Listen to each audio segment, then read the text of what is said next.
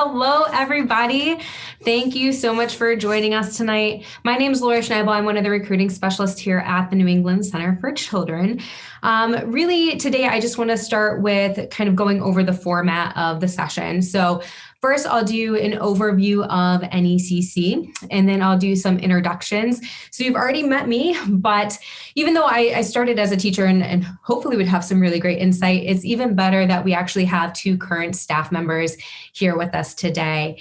Then we're going to move on to more of a fireside chat, just going over a few questions. Some of you submitted those early on, so thank you so much. So we'll be going over those, but just hearing kind of what the day-to-day is for our panelists and some of the amazing benefits that they've been able to take part in while they've been working here at NECC.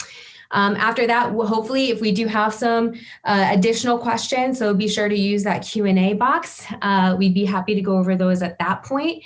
And then we'll do another quick wrap up. So again, thank you so much for joining. I'm going to go ahead and start with the NECC overview.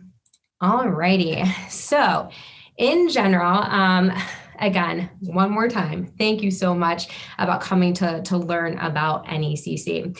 The one thing that I always like to start with is our history. So back in 1975, we actually started on the grounds of the State Hospital in Taunton.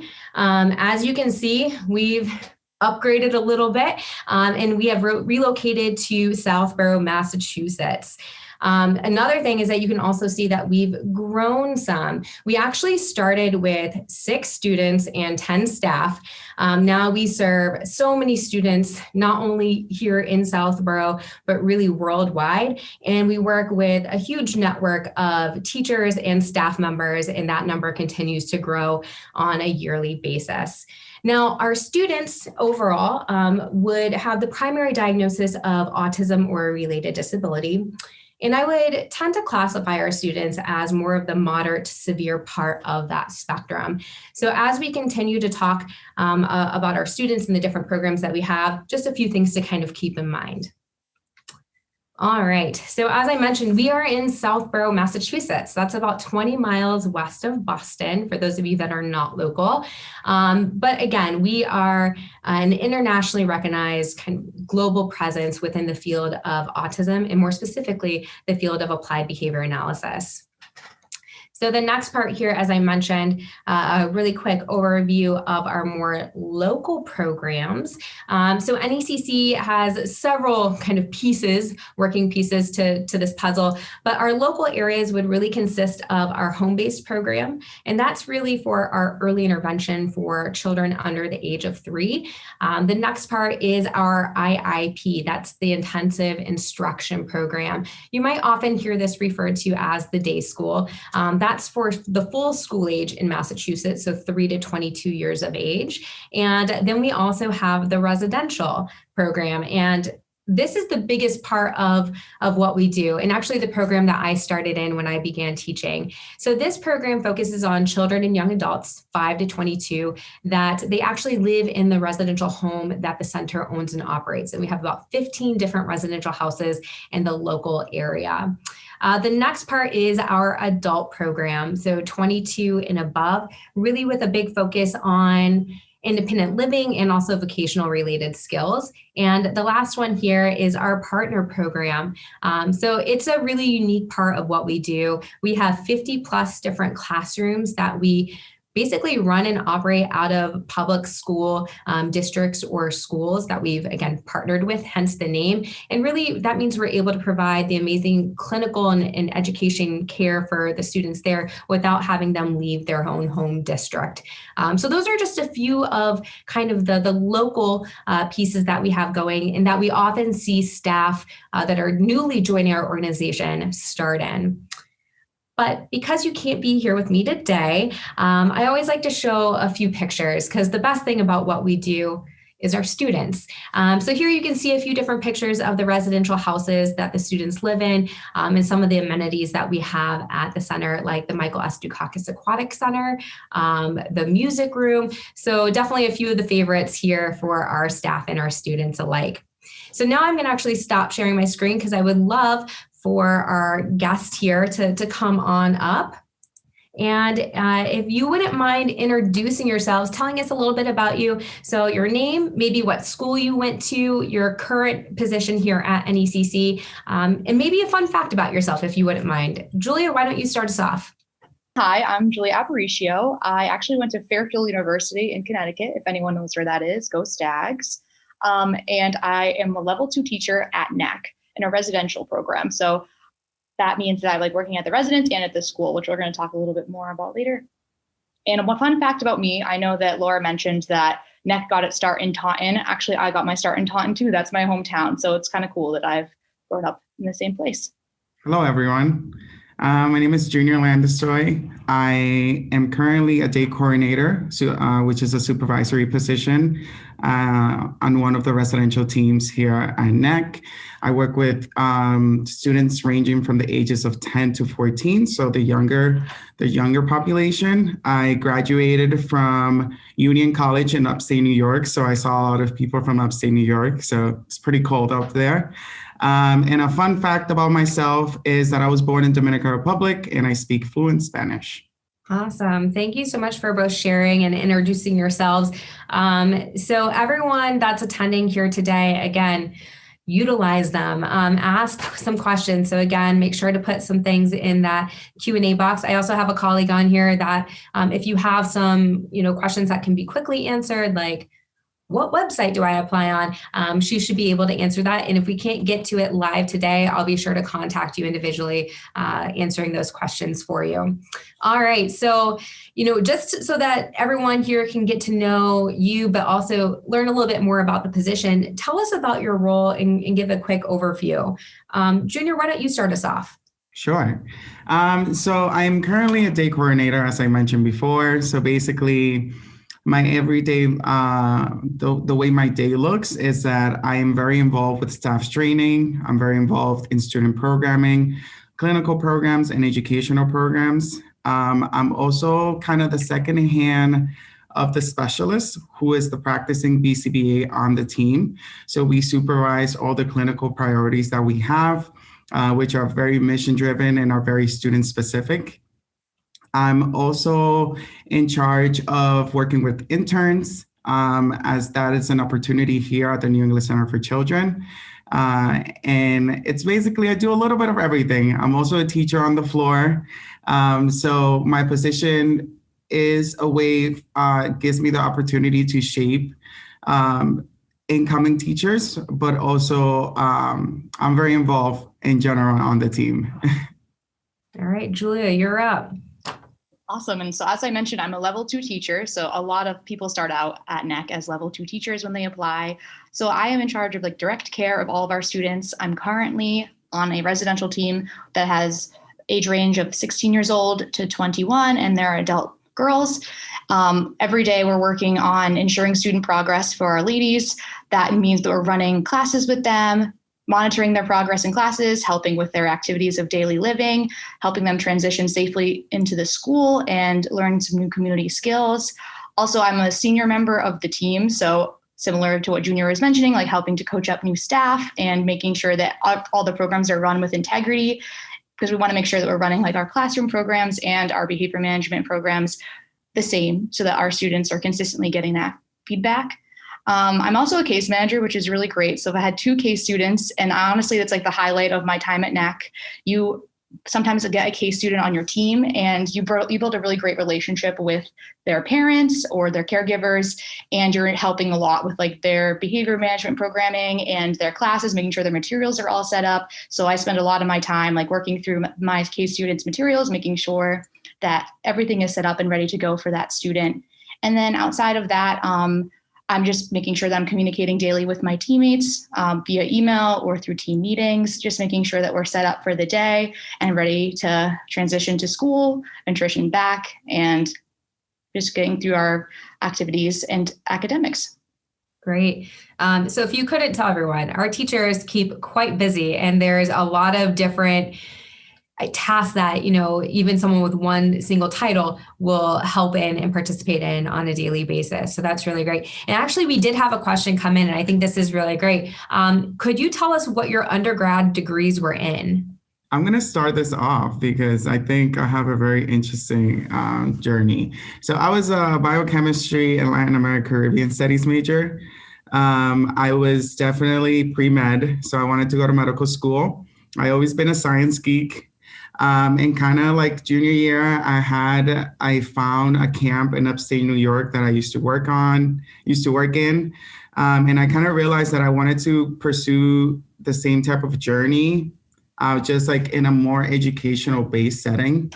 But I still wanted to do the science part. And I really wanted to focus on and working with kids and humans in general. So I then applied here, and now I'm in graduate school, which we're gonna get to. But yeah, that's how I kind of like found my way here to the New England Center for Children. So.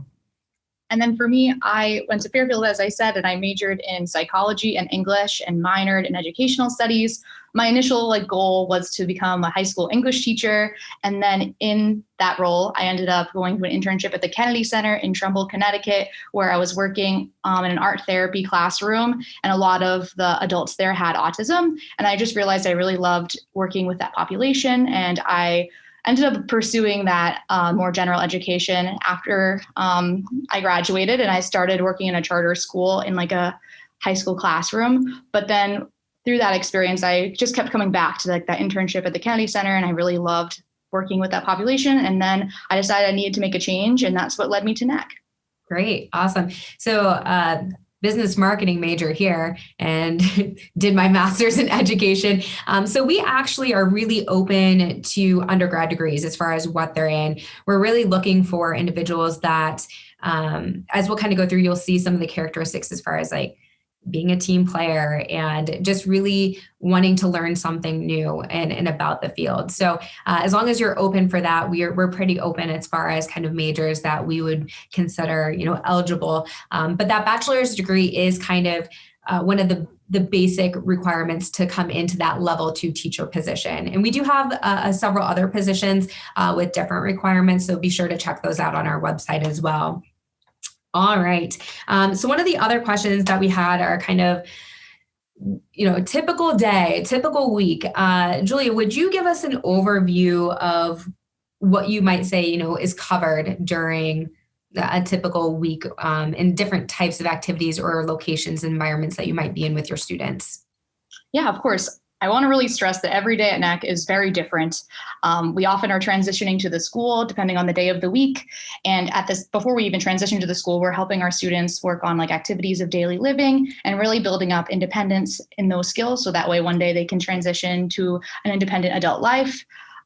Once we transition to school, we're having some academic hours, working on those IEP goals and monitoring student progress for that. And then we have a lot of specials that our students participate in, which is really fun. One of my favorites is pool. The students absolutely love going to pool, and getting to see them swim around and just have some carefree time is really awesome. And many of our students even have IEP goals surrounding swimming, which is really cool, a nice skill to learn. After that, our students are having lunch, working on meal skills and communication skills throughout the day. And then we sometimes work on our career center since my students are a little bit older. We have a career development center that they go to and practice their vocational skills. I can think of 2 of my students that actually have jobs outside of NECC, which is really cool. And we can just practice working at our school store or working at the copy center at our school, which is really cool for our students. Then we transition back to the house usually, and work on the rest of the evening routines for our ladies too, and for all of our students. And I know every team is different, what their schedule looks like. So that's just mostly what my team is. But I think in general, we're just working on those transition skills, and then we're going to the school and having those specials like I talked about. Great. Like I said, keeping busy. That school store is one of my favorite locations to stop by and visit.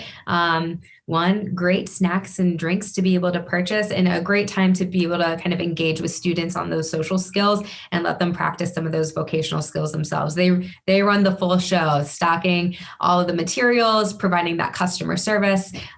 So a really cool opportunity that we have here for our students to be able to engage in. Junior, if you could talk about maybe some of the actual academic programming, whether it be I should say programming overall, whether it be academic or maybe activities of daily living, anything like that. Is there any specific skill that when you were a teacher that you really enjoyed working on with your students? That is a good question. I feel like there's so many skills that we kind of really focus on. I think right now, so due to my experience here at NEC, I did start with one of the oldest teams. They were ranging from like 15 to 21 when I started here as a level 2 teacher back in 2016. I think that really one of my favorite skills that I had the opportunity to help clinically and academically was social interaction with a peer.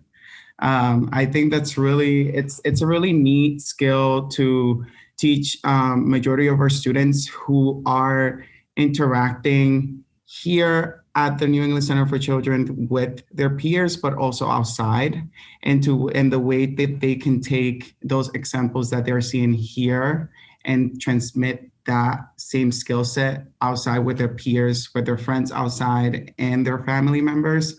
I think that was really nice to see a student just like ask questions after a conversation, and it was just really remarkable just to see the progress of how it kind of impacted the peers that surrounded that student in particular. But as I mentioned, we work on many skills, definitely very student specific. Now working on a younger team, we work a lot on in-seat behavior. We work a lot in kind of like stop when a teacher instructs you to stop, which is a really important skills for parents outside in community settings. We work on hygiene routines that these students that are so young are still learning how to complete so that we can improve on that independence. So as you guys can see, those are like just a couple of examples. I can keep going. However, I think the peer interaction and promoting that social skill repertoire was really cool to participate in and collaborate with other members of the team to do so. Great. Thanks so much for sharing. All right. And actually, we do have another question that came in. Julia had mentioned students that work outside of campus. How much involvement do we have with the community? That's a great question. And obviously, this year has been a little different than most in regards to all fun things COVID, but we have a really great partnership with the community as a whole. In fact, they're a big reason why we're able to run and operate the way that we do. Being a nonprofit, we do rely very heavily on community involvement, sponsorship, and donations. So thanks to them, we're able to provide a lot of the great resources that we have. Also, we mentioned, vocational sites that some students actually work at different locations. Some students have multiple jobs, so good for them because they are definitely building that resume. In fact, I really encourage everyone, one, to check out our social media, but I know specifically on our YouTube channel, we do have a few different videos of some of the vocational work that our students are going out in the community and doing. So be sure to check that out. But overall, we like to be really active, and at a lot of our fundraising events, it's not just inviting the community, but it's bringing everyone together. So staff members, students, community, people that are new to the organization as well. Maybe just, hey, you have that 5K walk run. I like to run, but they've never heard of us before. It's a really great opportunity for us to bring them into the fold as well. So great question. All right. Next up, as far as things that I like to go over, it's more of the career-minded aspect. And, aside from the nitty-gritty detail of how to get a job, people often like to hear, what's your favorite part? So what is the most rewarding aspect of working in this field, and even more specifically at NECC? Julia, I'll have you start us off. I think definitely the most rewarding aspect is the impact that you can personally have on your students' progress and skill acquisition. You can see this firsthand. We actually use this digital tool called the Autism Curriculum Encyclopedia, which basically you take data on all of your students' classes, and it's awesome. It creates a graph, and you can see how the student is doing on any given topic that you're teaching them, whether basically anything that Junior was talking about, some of the many classes that we run with our students. And being able to look at that, you can see the impact that you're making every single day when you're working with your students, practicing skills once or twice a day. And like sometimes students make a lot of progress right away, but other times it's very student specific. We might see a class that's kind of in a rut, or like a student's really having trouble learning, and maybe we can make a modification to the class and suddenly the student is getting it. And like that to me is always the most rewarding part of the job. It's why I am in the grad school program I'm in, because I really love modifying curriculum and finding ways for it to really click for the students. Yeah, I can definitely relate, Julia. I think for me, it's definitely student progress. Hands down, student progress. From the science perspective of behavior, our science of applied behavior analysis and implementing those treatments and completing those assessments to really tackle down on the issue at hand and providing the skill necessary to engage in more appropriate responses in the community and across contexts is really one of the most rewarding parts of this job clinically, just because you can see how it really impacts families, it really impacts the learning of the child. So yeah, the clinical base and teaching appropriate behavior that replaces maladaptive behavior. I think it's really important because after we do that, everything from there on is just like, super, not easy, but like it comes easily to the student to make sure that they're making student progress when we are making, when we're making improvements in their hourly and kind of lifestyle. So that is definitely the most rewarding part. Great. And we have a question from Sydney. How many students are we typically responsible for? That's a great question. And as we kind of mentioned, every single team is a little bit different, but this part, our structure pretty much remains the same in the fact that we are usually in a 1-to-1 or 1-to-2 staff to student ratio throughout the entire waking day for students. So you might hear about different schedules, and Julia mentioned every single day is different, and that's for sure. And each day you might be working different types of shifts, whether it be more of the morning into the school day, or maybe you come in during school and work into the afternoon or evening. And that way you really get to see the entire day, long-term of our students and, what their day is like from beginning to end. But during that time, we actually have usually about 6 to 9 students per team on average, and closer to 25 plus staff members assigned to each team. So it's a big working team unit. You're going to hear that word team a lot at NECC, and that's really how our program is just put together, really working closely with each other, for the progress of that set group of students. So again, 1-to-1 or 1-to-2, so very small groups. And then each team does it different, as I mentioned, but usually on an hour-to-hour basis, you might be switching what student or small group that you're working with. And that way you get a chance to work with them all.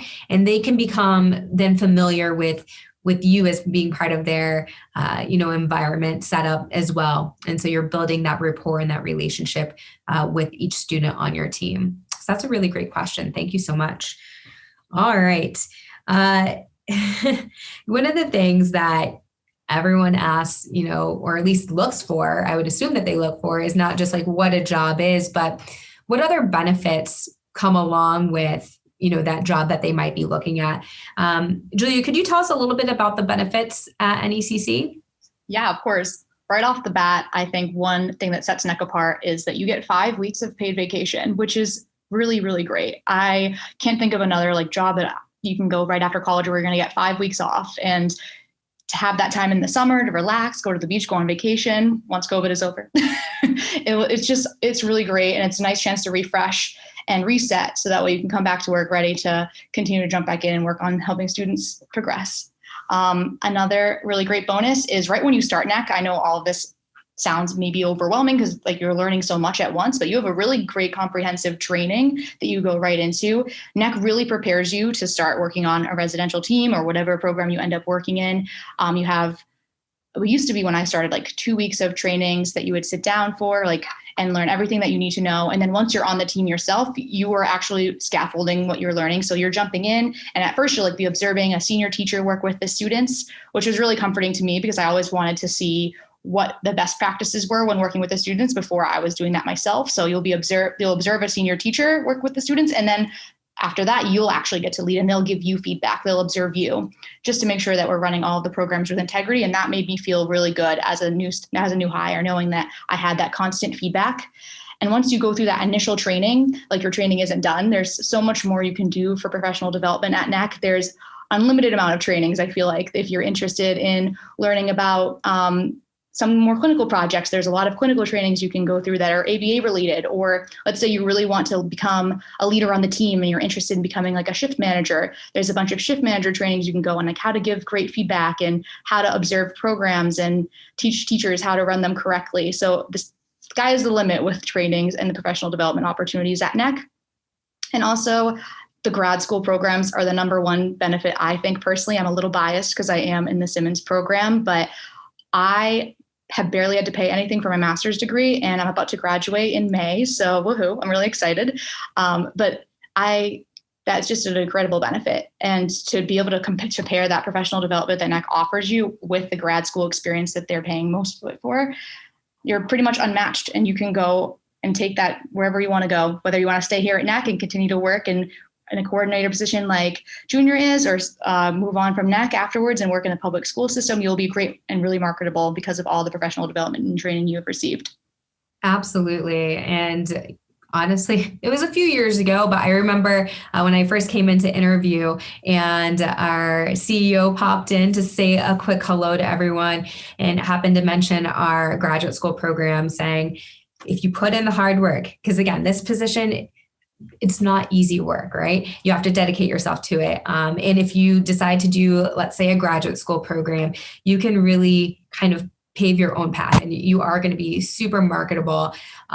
So yes, thank you so much for filling us in on all of those great benefits. And you are correct. 5 weeks of vacation, it's a nice highlight because having time off, it's worth more than anything I could ever think of. So definitely a great benefit there. And thanks so much for talking about the grad programs, because that gives us a nice segue. I would like to provide a little bit more information on that, because I know several people had asked questions about that earlier. We actually have 2 on-site grad programs. So as Julie mentioned, Simmons, which is Simmons University, is the Master's of Science in Education Licensure Severe Special Ed, and also that has an autism specialization with it. And then our second program on site, actually Junior is involved in. So luckily we have 2 great representatives here to talk about their grad school experience. And that is, again, through Western New England University. It's a Master's of Applied Behavior Analysis, and that prepares you and gives you all the coursework and supervision to be able to sit down to take the test to become a BCBA, which is that Board Certified Behavior Analyst. So those are our 2 on-site programs. So I'll let them talk a little bit about their experience there and then give you some more details and also some more info as far as like if you are interested in applying. Junior, would you start us off and tell us a little bit more about Western New England? Absolutely. So as Laura mentioned, I'm in Western New England University pursuing my Master's of Science in Applied Behavior Analysis under the advisory of Chada Dixon. So I'm a 3rd year, which means that I will be graduated in May if everything goes as planned, and my thesis and defend my thesis by June, and then sit for my BCBA hopefully by October.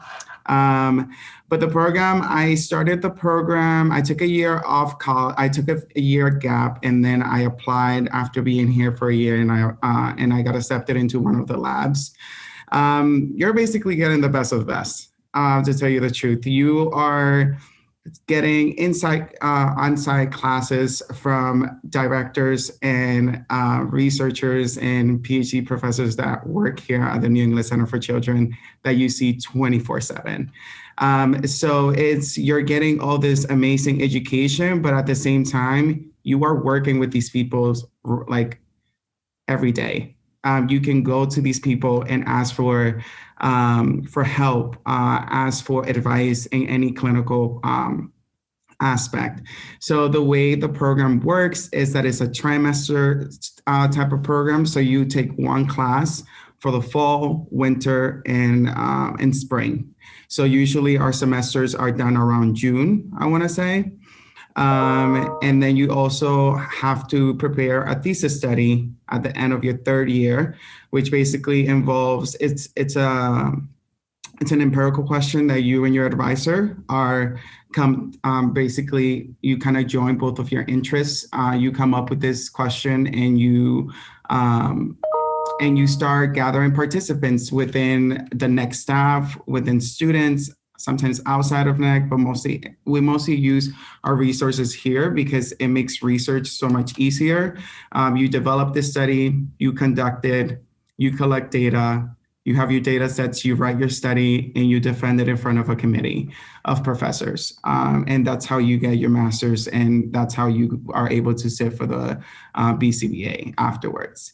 The other nice perk of doing your master's here is that you receive reimbursement. So I have 0 loans from my master's program, which is awesome. But at the same time, you are recruiting practicum hours that you will need to sit for the BCBA. So sometimes when you're in a master's program for applied behavioral analysis, you have to go somewhere else to recruit these hours. Here, you're recruiting them while you're working, while you're conducting clinical assessments on your team and working hand to hand with your advisor. So it's a pretty sweet deal. I definitely recommend it if you're into human behavior, studying it, learning how to conduct assessments, how you're into reinforcement, into any of these type of behavior focus sciences. Definitely consider the program, definitely do your research, reach out to some of the advisors. Majority of the advisors are very welcoming. They are happy to answer any application questions, any questions that you might have of interest. So please reach out. So yeah, that's pretty much it. Hopefully I covered a little bit of everything, and obviously ask questions if you have some.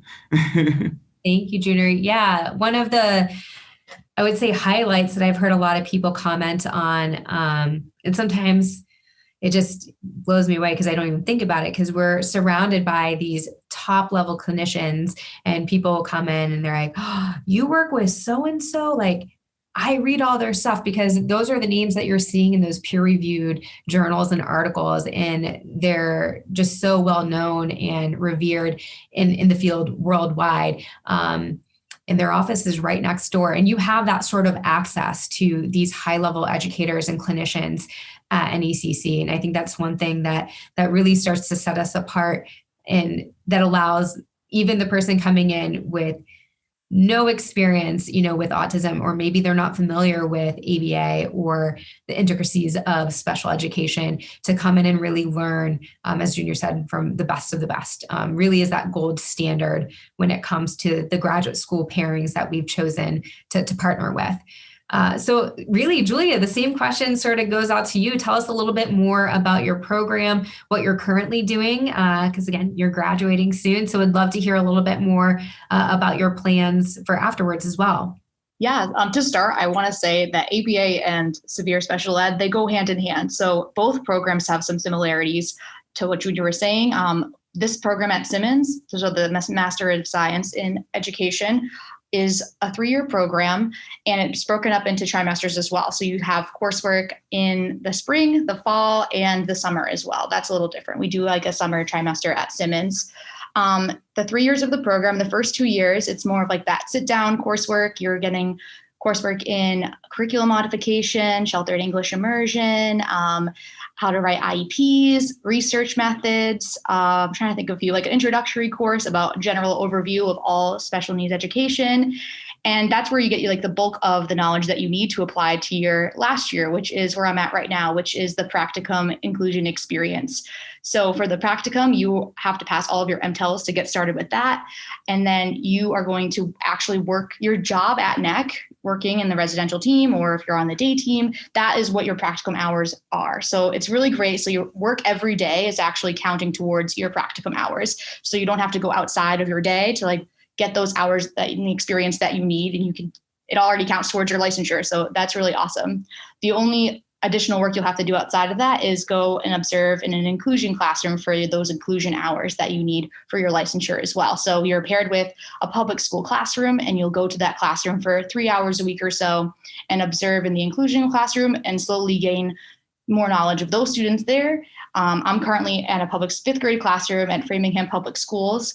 We're doing it virtually this year, which is a little bit different, but hey, it's still really great to get to see the students and the teacher and get involved in the classroom. And eventually you end up leading a lesson in the inclusion classroom as well. So that's like the culminating experience for inclusion. And then back in the residential practicum hours, you're also leading and creating lesson plans for your students on your team. And you create like 3 big lessons for the whole entire practicum, where you can teach the students topics that are related to the curriculum frameworks, and you can choose which topics that you want to teach them on. So I think we had to do 1 in math, 1 in English, and 1 in science. I taught, one of my favorite ones that I've taught was a lesson on angles. I taught about like acute and obtuse angles, and we did like angle yoga and made a fun little song together, and it really helped the students to connect to the material itself. So get creative with it. It's really fun, and it's a chance to just take all of your knowledge from the 2 years of coursework and apply it into creating really awesome lesson plans and modifying them for student success. I'm trying to think, going back to like the actual coursework itself, what I find is really rewarding about the Simmons program is, like I said, you're using your actual work experience every day when you're in class. I know from undergrad, like when you are asked to write reflection papers, you really want to think back on your experience, and you have so much valid experience working at NECC every day. One of my classes, my favorite class, was a curriculum modification class. And I know I mentioned how much I really love being a case manager. So for the class, we had to do a project where we modified a class that wasn't making progress for one of our students. So I chose my case student, and she really wasn't making progress on her typing objective for her occupational therapy. So I ended up modifying the stimuli for the curriculum. So it looked, the actual typing sentence that she had to type out, I like color coded each of the letters so that way they would stand out and she'd be able to attend to it better. And that like within stimulus prompt helped her to make a lot of progress. And that just reinforced how rewarding it is to be in this program and be working at NECC and see all of the connections that you can make. My professor for that class was actually one of NECC's supervisors that I bump elbows with in the hall every day when I'm at school. So like Junior said, you're constantly seeing your professors here at NECC at the school, and they're so easy to reach out to and talk to. Your classes for Simmons are actually all right here at campus at NECC. So it's really convenient. You're already here most of the time anyway at school. So it's a quick drive back to the campus at night to have class. And then you can quickly have office hours with your professor on your off hour from work, which that's really great. If you ever need to follow up and check in on a homework assignment or just have a question about something that you're working on, it's really convenient and easy. And like Junior said, zero debt. I have no debt from a master's degree program and I'm about to graduate. And that is a really good feeling. I can't say the same about my undergrad. So I'll be working on that for a little while. Yeah, and that's it. And please reach out if you have more questions about the Simmons program. I'm really passionate about the work that we're doing here, and it's a really incredible opportunity. So please take advantage of us if you have any more questions. Great. Thank you. And like you, I might be a little bit biased. I also did the Simmons program, so I love talking about it. To give you a little bit more detail, because we keep saying like debt free, like that's the way to be. I would have to agree, because we all know that, in many places, but definitely here in the US, that education often is not cheap. So we want to be able to provide different systems and ways to still allow you to get that great education. And if that's something that you're looking to do, all of our benefits are just that. They're benefits that you can look at participating in. It's not something that by all means is mandatory, but we know that a lot of people are looking to push themselves, professionally. And this is definitely being able to, one way to take that next big step, and it's to get those credentials that you might be looking for. So to kind of give you an idea of what we're talking about, right now, the Simmons program is about $49,500 as far as like the monetary worth that if you were going on campus taking those classes, where here at NECC, you're paying $3,450 total out of pocket for the entire program. In fact, if you decide you want to keep coming back and working at NECC even after you graduate, we're going to end up paying that back to you simply for walking back in that door, knowing that you have that great level of education behind you. So great, done deal. That is a nice free master's. For Western New England, we have a really great option called our graduate assistantship, where you'd be still working for us full time.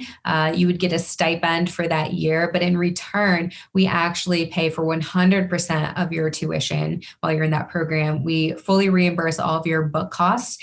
You get free lunch at school. If that's not the seller, I don't know what is. But also you get free housing that we put you in. So your roommates would be other NECC staff members. So the social aspect is built right in as well. So it's a really amazing program. So between free rent and free tuition, with that program, it really does kind of hit it out of the park as far as a really, really great deal. And again, on top of that, you're getting, again, that extremely high level of dedicated care from some of the best clinicians in the area. So definitely both of those are worth considering if you are considering grad school. We also do some general tuition for other programs that are outside of the ABA or education field, but would still pertain to our population. So if you're ever curious about that, you can contact us on an individual basis to see if that's something that might be covered. Again, that's some general tuition reimbursement for related programs while you're working for us full time. So thank you so much for sharing. So now after we've talked about all of the great benefits and amazing things, as I mentioned, it can be a really challenging job. What do you see as being challenges about working in this field that you've come across? Junior, I'll start with you. I think for me, it was definitely work balance, like work-life balance, if you can put it in that phrase. I think that it's really important to engage in self-care for yourself. So sometimes making sure that that you are doing something that is apart from work was really challenging for me, because I was so passionate, and I'm still so passionate about it that sometimes I do have to want to do stuff outside of work. So I have to make sure that I focus on myself a little bit and engage in those recreational activities outside that are also really important for my physical and mental health. So definitely that. I think the self-balance part was really hard, and I think it took me about two years to figure a good balance out, because I think that right after college, I definitely didn't have a set schedule. I didn't even know how adulthood kind of looked like. So having a full on job, and then imagining working a full job and then going to graduate school for a full time. So that's definitely a lot. But making sure that you take time to engage in some self-care for yourself. So definitely that's probably the most important advice I want to give. Yeah. And I mean, this has been, I think, a pretty popular topic as of late, especially, with all things quarantine, of keeping yourself active. But just in this job, as you mentioned, there's a lot going on. So being able to set aside time for yourself. We actually have an EAP program, so an employee assistance program here on site, and also a way to contact someone 24 hours a day, because sometimes you just need someone to talk to, or you need some advice on how to access some of that self-care. So that's something that we know is super important. We want to try to provide some good access to as well. Julia, do you have anything that you see as a challenge kind of working in this field, and how have you handled that? Yeah, definitely. To be frank, I think that the challenging behavior that our students engage in can sometimes be a huge challenge as a teacher. It's maladaptive behavior that interferes with a lot of the progress that we're trying to help our students to make. And sometimes the student is doing really well and engaging in no problem behavior, and then all of a sudden something changes for a reason we might not understand, and they're having a really tough week. And it can be hard to separate yourself from the situation because you just care about your students so much and you want them to be safe and you want them to be flourishing. But at the end of the day, our students are all here for a reason. And that reason is to help them learn how to be safe and be an active member of our community. So it's just important to always remind yourself like why you're here and what you're doing, and just ground yourself in that. And remember that we have a BCBA that's always on site working with our students and collecting data. And a lot of times the BCBA will help you, your specialist on your team lets you to be part of that process. So you can run different treatments with your students to like help figure out what is causing their problem behavior and how to find ways to effectively replace it with adaptive behaviors too. So if you find, when I find myself really frustrated or like unsure of how to best handle a challenging behavior situation, like talking to my specialist is a really great way to better understand the situation and like learn how to redirect the student to more adaptive behaviors, because the specialist is the expert in the field and I'm still learning so much from them. So it's really great to connect to your coordinators and your research resources to figure out how to best support your student. Absolutely. And you kind of gave some of our structure as far as like how each team, there is a program specialist who again has that BCBA credential that kind of leads each team. We actually have 185 BCBAs on staff here at NECC. For those of you that are in the ABA field, you might know the significance of that. But for, that means that we here at NECC have more BCBAs than some states total. So ABA, it's all day, every day here, which is great. And you have, again, those senior leaders that you do, there's so many of them that you do have easy access to be able to find the answers that you're looking for. One thing I just wanted to touch on real quick, because I saw a question come in, was, undergrad, did that prepare you for your daily life, or did the training kind of become more beneficial? And I'm going to jump in on this one, coming from my past experience as well. My main focus in undergrad was business with a focus in marketing. I threw psychology in last minute. It started off engineering, so I was kind of all over the place. I think theory-wise that a lot of the classes that individuals are taking, you can get a lot out of those. But when it comes to the hands-on, it's going to take the hands-on training. And really there's, nothing that compares. Nothing has changed much since Julia started. She mentioned, the first 2 full weeks, that's really kind of trainer based, where we sit down and we work with new incoming staff to let them know what the expectations are, how to run programs, how to take data, a lot of the basics. Because again, we have a wide range of people coming in that have a lot of great hands-on experience with this field and population, and other people that come in very fresh and green. And we want to bring everyone together to get them on the same page. So it takes a few weeks to do that. And then you do a lot of the, on-team learning of working with your students. So we try to combine that, but honestly, the learning never stops. That's the beauty of this field, is there's always new information coming out. And even for myself, I haven't been a full-time teacher in some time now, but I'm still going to those, refreshers and new trainings to learn more and more about the field and the students that we work for. So great questions there. I know our time's getting close, so I do want to go over a few more things. Junior, tell us a little bit, we've already heard about your time teaching and your path to kind of get there. Have you been able to get involved in any other types of activities while being here at NECC?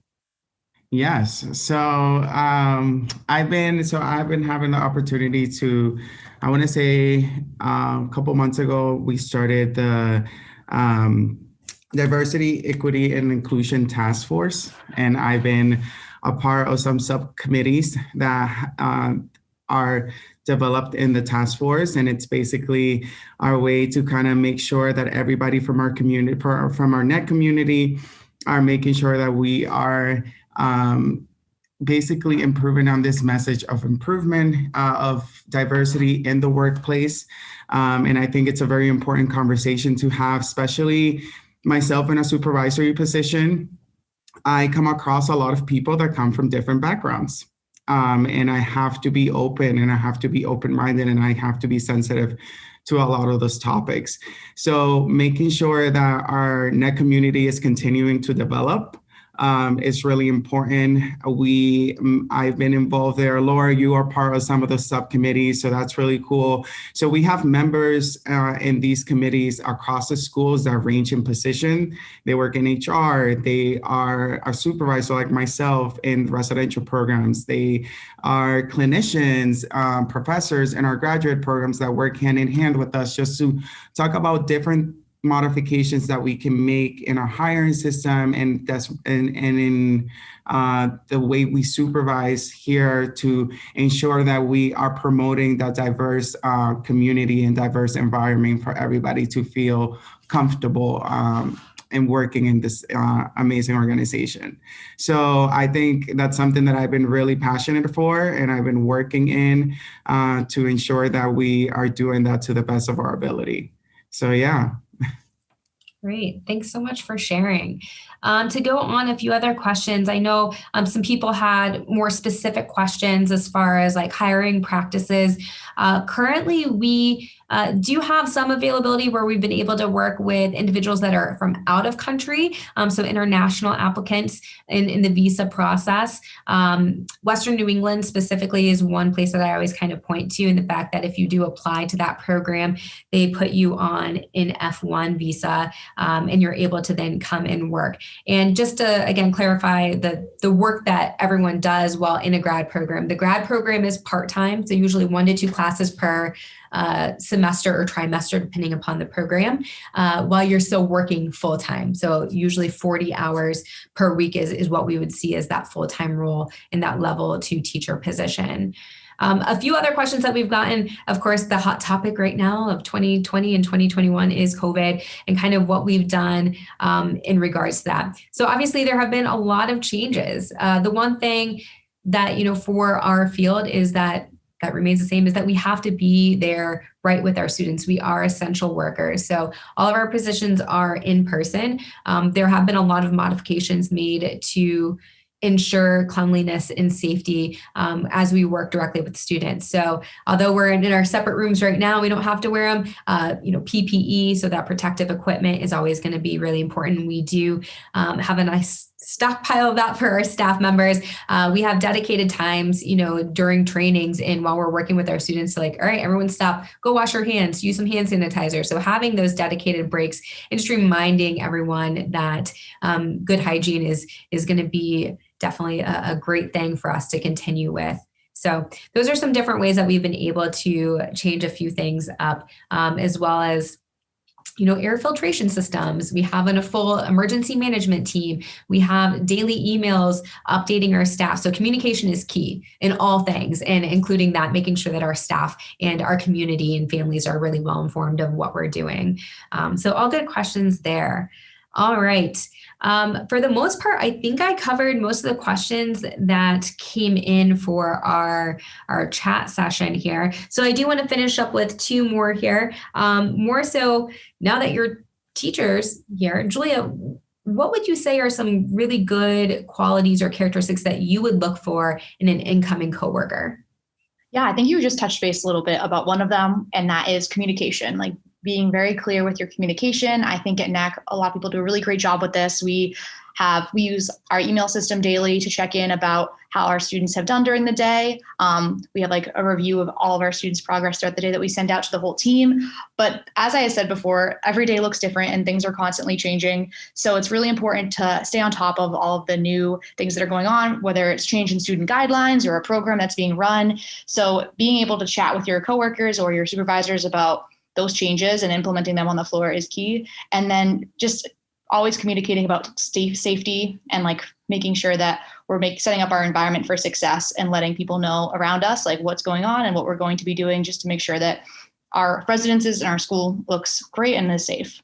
Another one I would say is probably flexibility. Like I said, the day changes all the time. So just being able to roll with it when things change last minute, and being open to that change is really key. And then the last one I'd say kind of goes in hand with flexibility, but just being a team player. Our students are constantly looking to us as role models, and so are all of our peers and fellow teachers. So coming onto shift with a positive attitude and making the best out of every day is essential. I think I work with a lot of really positive people, and having that that on the team just helps to boost everybody's morale, especially lately. I feel like it's key to just keep up that energy, find ways to make every day fun for your students and for yourself, and just having some time, setting aside some time for self-care outside of work, like as Junior had said earlier, is really important. So that way you can bring your best self to shift every single day and be ready to help our students make progress, because ultimately they're going to learn from somebody that's like excited to be there and wanting to hang out with them and make it fun. So make it fun, be your best self, and then the rest kind of falls into place. Absolutely. Attitude is contagious. So make sure it's a positive one. All right, Junior, last question goes to you. Overall, for someone that's looking for a job or just looking to get into the field, even if they haven't graduated college yet, what's a piece of advice that you would give to them? I will definitely tell them to take a year off, explore, make sure that you are really center in the information that you, in the field that you want to pursue, especially pursuing internships. I think here as a day coordinator, I have the amazing opportunity to work with incoming interns. NECC provides a really awesome opportunity of an internship program that you come for about, I want to say, a couple of weeks, and you incorporate yourself into the team as a team player. It really gives you a really good perspective of what you're going to experience as an employee here. And it provides that opportunity to work in a team dynamic. As Julia mentioned, it gives you those skill sets of being flexible. It gives you the skill sets of communicating. So within that scheme of things, finding yourself within that year and inserting that internship there can be a great opportunity for you to kind of make sure that this is something that you definitely want to pursue and something that you're interested in and something that you most likely will go for graduate school to gather more information and expand on your knowledge. Great. That's some really nice advice, and I'm sure people appreciate that. So yes, one, we do have internships. So if you haven't graduated yet, be sure to check that out.